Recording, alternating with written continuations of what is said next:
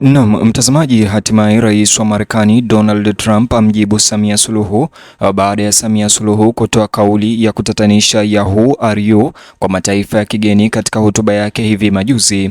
Serikali ya Marekani kupitia Donald Trump imeonyesha kutopendezwa kabisa na mambo yanayoendelezwa Tanzania na vyombo vya dola, na sasa Trump ametuma kauli kali Ikulu Dodoma, Tanzania. Bonyeza alama like kisha bonyeza neno subscribe na alama ya kengele chini ya video hii kabla taarifu ripoti hizi kutoka Marekani hadi nchini Tanzania. Mvutano kati ya Tanzania na Marekani umeongezeka maradufu kwa kasi kufuatia mabishano makubwa ambayo sasa yamevuta hisia za kimataifa baada ya kauli kali ya Rais Samia Suluhu Hassan kutoa kauli yake yenye utata ya wewe ni nani ama who are you katika kukabiliana na ukosoaji wa kimataifa au mataifa ya kigeni ya wazungu kuhusu masuala ya haki za binadamu na uhuru wa kujieleza. Utawala wa rais wa Marekani Donald Trump sasa umetoa jibu kali, thabiti na lisilo na maelewano kwa Tanzania. Kwa mujibu wa vyanzo vya habari vya ndani ya duru za kidiplomasia, taarifa hiyo ilitolewa moja kwa moja Ikulu ya Dodoma, ikiashiria ugumu mkubwa wa msimamo wa Washington ama Marekani kuelekea Tanzania katika wakati mgumu sana. Hata hivyo, Marekani sasa imefunguka na kusema ya kwamba itapitia tena uhusiano wake na Tanzania na kuangalia kama utaendelea au la. Katika majibu yake rasmi, Marekani ilieleza kutoridhishwa kwake na kile ilichoeleza kuwa ni kuzorota kwa viwango vya demokrasia na kupungua kwa nafasi ya kiraia ndani ya Tanzania. Taarifa hiyo iliweka wazi kwamba Washington haijafurahishwa hata kidogo na mambo yanayoendelea Tanzania na hatua ambazo zinachukuliwa na vyombo vya dola vya Tanzania, hasa vile vinavyoonekana kuwalenga waandishi wa habari, wanaharakati, sauti za upinzani na makundi ya kidini na kisiasa. Ilionya kwamba Marekani haiwezi kufumbia macho yote hayo. Matukio haya yanaonyesha kukandamizwa kwa uhuru wa kimsingi, ikisisitiza kwamba ulimwengu unatazama kwa karibu. Katika ripoti hiyo ya Marekani, serikali ya Marekani ya Donald Trump sasa imesisitiza kuwa uhuru wa kujieleza Tanzania unasalia kuwa msingi wa demokrasia yoyote ya kweli, na kwamba mmomonyoko wa ardhi ni ishara hatari kwa mustakabali wa utawala nchini Tanzania. Maafisa walisema kwamba Marekani haitakubali kuona uhuru huo ukikiukwa bila kuchukua hatua, wakisisitiza uzito ambao utawala wa Trump unatazama nao hali ya kisiasa ya sasa ya Dar es Salaam, Dodoma na maeneo mengine. Taarifa hiyo pia iliangazia ongezeko la shinikizo kutoka kwa mataifa ya Ulaya na wafadhili wengine wa kimataifa wanaodai uwazi na mageuzi. Kwa mujibu wa msimamo wa Marekani ya Donald Trump, hatua zilizochukuliwa na serikali ya Tanzania, ikiwa ni pamoja na kuzuia uhuru wa kuabudu, kukandamiza maoni ya umma na madai ya vitendo vya ukatili dhidi ya raia kabla na baada ya uchaguzi wa Oktoba 29, kulingana nao, zimeharibu sana taswira ya Tanzania kama mshirika wa kutegemewa. Maafisa walisisitiza kuwa maendeleo haya yanadhoofisha udhabiti wa taifa na kuhatarisha uhusiano wa muda mrefu wa kidiplomasia na kiuchumi. Sehemu tofauti ya mawasiliano ya ubalozi wa Marekani ilifichua wasiwasi mkubwa kuhusu usalama wa raia wa Marekani wanaoishi au kutembelea Tanzania. Marekani ilisema kwamba matendo hivi majuzi ya jeuri na mivutano ya kisiasa yanatishia usalama wa raia wa Marekani nchini humo pamoja na watalii na maslahi mapana zaidi ya wananchi wa Marekani. Wasiwasi huu, kwa mujibu wa ubalozi huo wa Marekani, umeibua mapitio ya ndani yenye lengo la kutathmini mustakabali wa uhusiano wa kidiplomasia na Tanzania.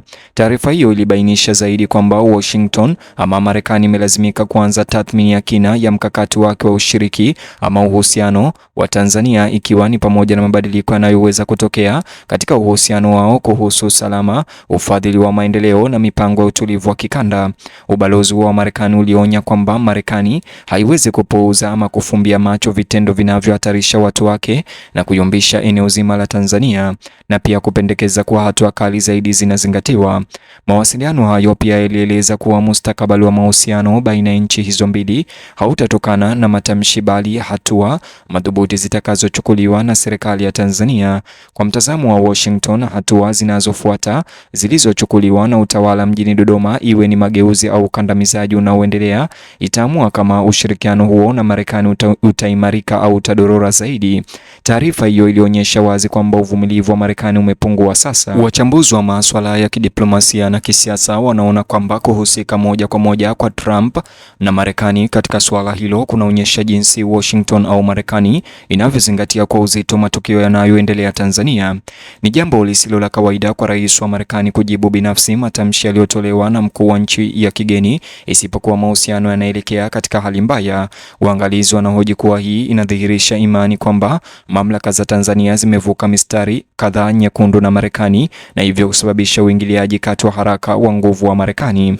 Ndani ya Tanzania, mabadilishano hayo yamezua mjadala mkali. Wafuasi wa Rais Samia wanaona maoni yake ya Who are you kama matamshi ya kijasiri ya uhuru wa taifa, wakisema kwamba Tanzania haipaswi kusalitiwa na shinikizo kutoka nje. Hata hivyo, wakosoaji wanahoji kuwa matamshi hayo yamezidisha mvutano wa kidiplomasia isivyo lazima na huenda ikasababisha madhara makubwa ya kiuchumi na kisiasa iwapo uhusiano na mataifa magharibi utaendelea kudorora. Wapinzani wamekaribisha taarifa hiyo ya Marekani wakisema inasisitiza madai ya muda mrefu ya kupungua kwa uhuru, kukamatwa kiholela na ukandamizaji wa kisiasa Tanzania. Waangalizi wa kanda wanaonya kuwa makabiliano hayo yanakuja wakati nyeti, huku maandamano ya Disemba 9 na kutokuwa na uhakika wa kisiasa kukiendelea kukaribia, huku macho mengi yakiwa yameelekezwa kwenye matukio yanayotarajiwa Disemba 9. Taarifa ya Marekani inaongeza shinikizo lingine ambalo mamlaka za Tanzania lazima zipitie kwa uangalifu na umakini. Wachambuzi wanaonya kuwa kushughulikia vibaya hali hiyo kunaweza kusababisha kutengwa zaidi kimataifa. Kwa upande wake, Marekani inasisitiza kwamba inatafuta utulivu, sio mzozo, lakini utulivu huo lazima uwe msingi katika kuheshimu haki za binadamu na uwazi wa kidemokrasia. Utawala wa Trump uliweka wazi kuwa kushikilia maadili haya sio sharti linaloweza kujadiliwa la kuendelea kwa ushirikiano. Maafisa wa Marekani walikariri kwamba uungaji mkono kwa Tanzania bado unawezekana, lakini tu ikiwa serikali itaonyesha dhamira ya kweli ya kuleta mageuzi. Nyuma ya milango iliyofungwa, vyanzo vya kidiplomasia vinasema mawasiliano ya ziada kati ya serikali hizo mbili yanatarajiwa katika siku zijazo. Majadiliano haya yanaweza kuamua ikiwa mivutano itapungua kati ya Marekani na Tanzania au kuongezeka hadi vikwazo, mashauri ya usafiri au kupunguza ushirikiano. Hakuna upande wowote ambao umethibitisha ripoti hizi hadharani, lakini maendeleo ya haraka yanaonyesha wakati muhimu wa kidiplomasia. Wakati hali hiyo ikizidi kutokea, Tanzania inajikuta iko njia panda, huku shinikizo la ndani la kisiasa likikutana na uchunguzi wa kimataifa unaoongezeka kwa kasi. Iwapo serikali itachagua mazungumzo na mageuzi au kuongeza maradufu katika mtazamo wake wa sasa, itaamua mwelekeo wa hadhi yake duniani. Kwa sasa ulimwengu unatazama jinsi uhusiano kati ya Dodoma na Washington, Marekani, ukipitia moja matatizo yake makubwa katika kumbukumbu za hivi karibuni. Kinachobakia wazi ni kwamba mabadilishano hayo yaliyochochewa na maneno ya Who are you katika hotuba ya Samia yameanzisha dhoruba ya kidiplomasia ambayo matokeo yake bado yanaendelea. Hatua zinazofuata za serikali zote mbili zitachagiza sio tu uhusiano wao baina ya nchi hizo mbili, bali pia jukumu pana la Tanzania ndani ya jumuiya ya kimataifa kwa miaka mingi ijayo. Nijuze maoni yako kuhusiana na jibu hili la Marekani kutoka kwa ikulu ya Donald Trump. Vile like video hii kisha subscribe.